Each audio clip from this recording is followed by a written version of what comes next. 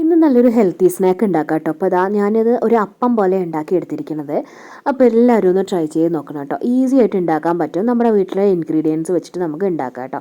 അപ്പോൾ അതിനായിട്ട് ആവശ്യമുള്ള സാധനങ്ങൾ കുറച്ച് ഗോതമ്പ് പൊടിയാണ് ഞാൻ എടുത്തിരിക്കുന്നത്. അപ്പോൾ നിങ്ങൾ എത്ര പേർക്കാണ് ഉണ്ടാക്കണമെന്ന് വെച്ചാൽ അതിനനുസരിച്ച് ഗോതമ്പ് പൊടി എടുക്കാം. ഞാനിവിടെ 1.5 കപ്പ് ഗോതമ്പ് പൊടി എടുത്തിട്ടുണ്ട്. ഇനി ഇതിലേക്ക് ആവശ്യത്തിന് ഗോതമ്പ് പൊടി എടുത്തു. ഇനി ഇതിലേക്ക് നമ്മൾ ഒരു 3 ടേബിൾ സ്പൂൺ റവയാണ് ചേർത്ത് കൊടുത്തിരിക്കുന്നത്. അപ്പോൾ ഇതും എല്ലാവരുടെ വീട്ടിലുണ്ടാവുമല്ലോ. അപ്പോൾ അതേ റവ കൂടി ചേർത്ത് കൊടുത്തു. ഇനി ആവശ്യത്തിനുള്ള ഉപ്പാണ് ചേർത്ത് കൊടുക്കുന്നത്. അപ്പോൾ ഉപ്പ് ചേർത്ത് കൊടുത്തു. പിന്നെ ഇനി ആവശ്യമുള്ളത് പഴം അതുപോലെ ശർക്കരയാണ് കേട്ടോ ആവശ്യമുള്ളത്. അപ്പോൾ പഴം ചെറുപഴമോ ഏതാണെന്ന് വെച്ചാൽ റോബസ്റ്റോ അങ്ങനെ ഏതാണെന്ന് വെച്ചാൽ പഴം എടുക്കുക. മിക്സിയുടെ ജാറിലിട്ടിട്ട് നന്നായി അങ്ങ് അടിച്ചെടുക്കുക. എന്നിട്ട് നമുക്ക് ഈ ഗോതമ്പ് പൊടിയുടെ മിക്സിലേക്ക് അങ്ങ് ചേർത്ത് കൊടുക്കുക. അപ്പോൾ പഴമൊക്കെ നല്ല പഴുത്തതുണ്ടെങ്കിൽ എന്ത് ചെയ്യുമെന്ന് അറിയാതിരിക്കുവാണെങ്കിൽ ഇത് എങ്ങനെയൊക്കെ ഒന്ന് ട്രൈ ചെയ്ത് നോക്കിക്കോട്ടോ. അപ്പോൾ അത് പഴം അടിച്ചത് ഞാനിങ്ങനെ നന്നായി ചേർത്ത് കൊടുക്കുന്നുണ്ട്.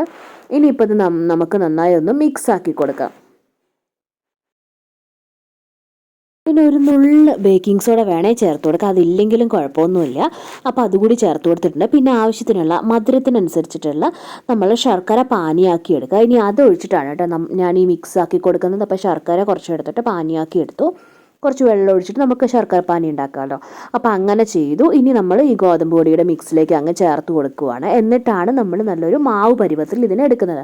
നമ്മൾ ഇഡ്ഡലിയൊക്കെ ഉണ്ടാക്കില്ലേ അതിനനുസരിച്ചിട്ടുള്ള മാവ് പോലെ, നല്ല ലൂസല്ല, കുറച്ച് ചെറിയ രീതിയിൽ കട്ടിക്കാണ് ഞാൻ എടുക്കുന്നത്. അപ്പോൾ അതാ നന്നായി മിക്സാക്കി കൊടുക്കുന്നുണ്ട് കേട്ടോ. നന്നായി മിക്സായി വരട്ടെ. നമുക്ക് നല്ല ഒരു മാവ് പരുവത്തിൽ എടുക്കണമല്ലോ. അപ്പോൾ ഈ കട്ടയൊന്നും ഇല്ലാതെ നന്നായി മിക്സാക്കി കൊടുക്കുക.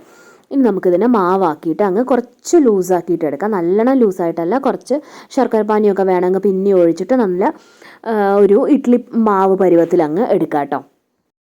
പിന്നെ ഈ മാവ് കുറച്ച് നേരം ഒരു 10-15 മിനിറ്റ് നമുക്ക് റെസ്റ്റ് ചെയ്യാനായിട്ട് വെക്കാം കേട്ടോ. അടച്ച് വെച്ചിട്ട് കുറച്ച് നേരം വെയിറ്റ് ചെയ്യാം. അതിന് ശേഷമാണ് ഞാൻ ഈ ഇഡ്ഡലി പാത്രത്തിൽ കുറച്ച് നെയ്യോ എണ്ണയോ എന്താണെന്ന് വെച്ചാൽ ആക്കിയിട്ട് ഓരോ സ്പൂൺ വെച്ച് ഇങ്ങനെ ഇഡ്ഡലി പോലെ ഒഴിച്ചു കൊടുക്കുകയാണ് കേട്ടോ ചെയ്യണത്.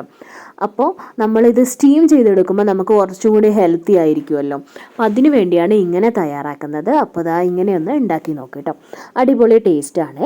ഇനിയിപ്പോൾ ഇത് നമുക്ക് എല്ലാ തട്ടിലൊക്കെ ഞാൻ ഒഴിച്ചു കൊടുത്തിട്ടുണ്ട്. നമുക്കൊരു 10-15 മിനിറ്റ് വെയിറ്റ് ചെയ്യാം. ആവി വരുന്ന പോലെ വെയിറ്റ് ചെയ്യാം. അത് കഴിഞ്ഞിട്ട് നമുക്കിത് തുറന്ന് നോക്കാം കേട്ടോ, എങ്ങനെയുണ്ടോ നോക്കാം.